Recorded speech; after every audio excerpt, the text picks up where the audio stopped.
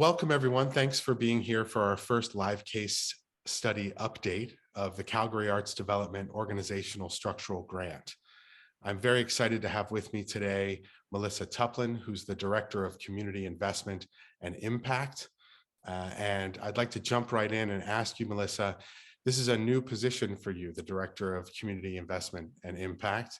Tell us about moving into this position, what the position means to you, and how it affects the work of the Organizational Structural Grant.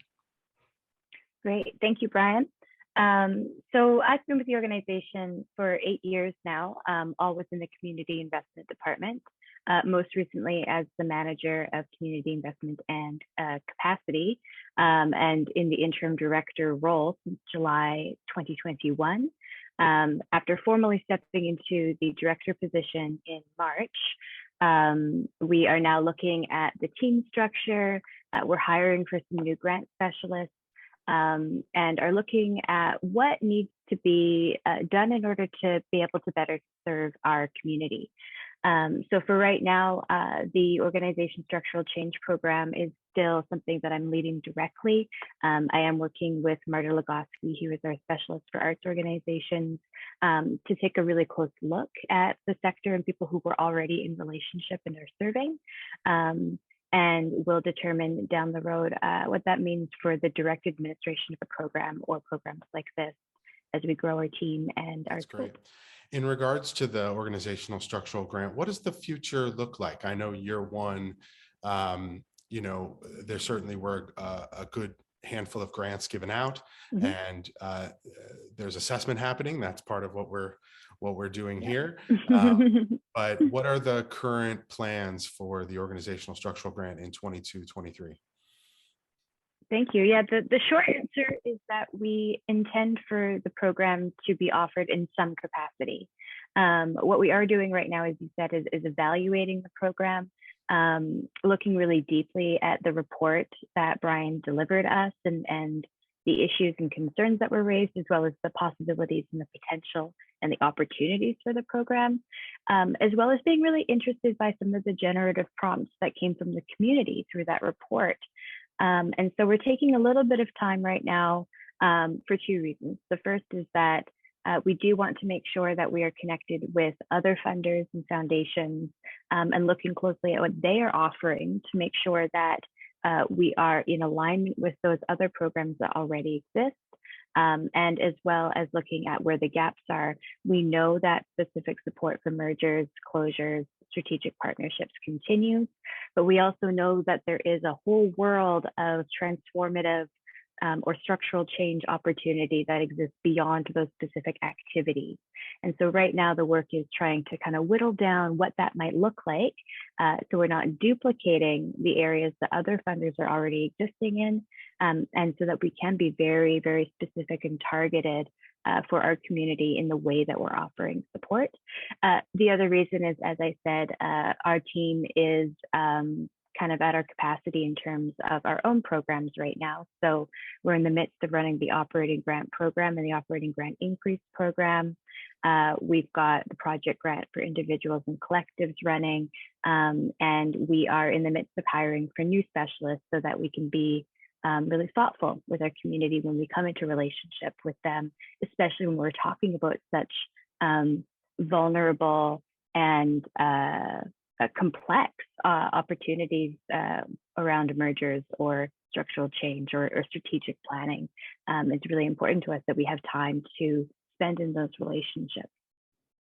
That's meaningful. Thank you. And final question is really about your own sort of feelings in regards to the life cycle work that's happening. You know, you and I were on a panel together talking about new organizational models and ways that organizations might be able to change in innovative ways. And I wondered if you could close by telling us just a little bit about your own feelings in regards to what the emergent future holds for the nonprofit arts and culture world. Yeah.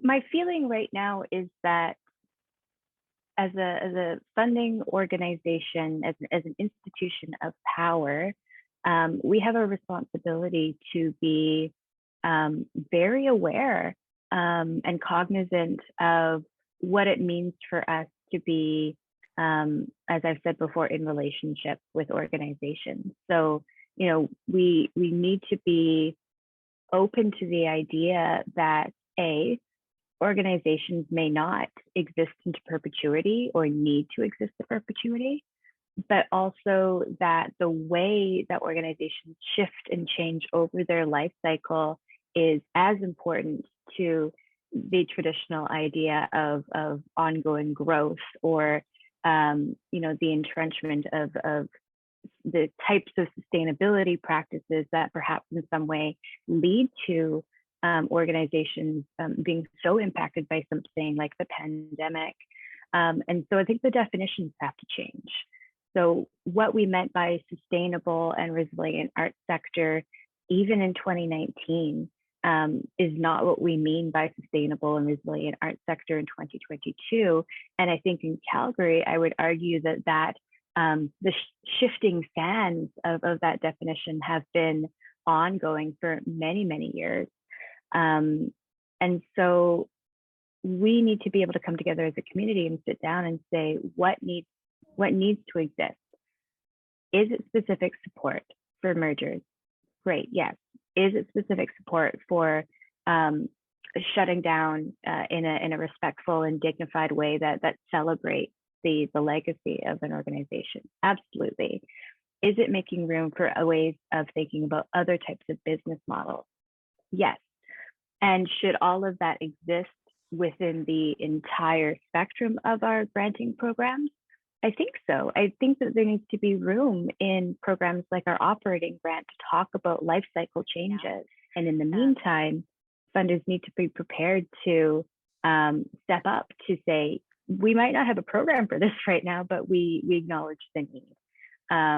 We see an opportunity in this. We want you to be able to come to us openly and transparently without fear that it's going to impact your relationship with us through other grant programs or impact your relationship to the community or other funders if there's a fear that you might be going away.